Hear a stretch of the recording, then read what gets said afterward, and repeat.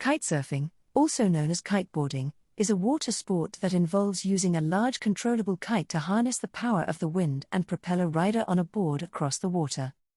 It combines aspects of surfing, wakeboarding, windsurfing, and paragliding, and can be done in a variety of conditions, including waves, flat water, and freestyle tricks.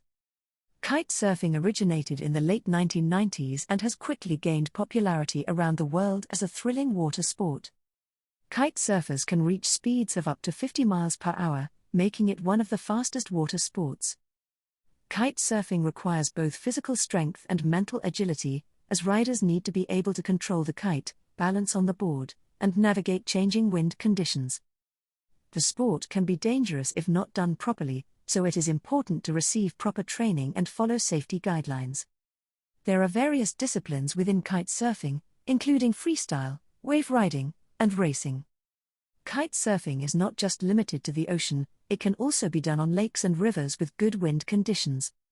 The largest kite surfing event in the world is the Red Bull King of the Air competition, held annually in South Africa.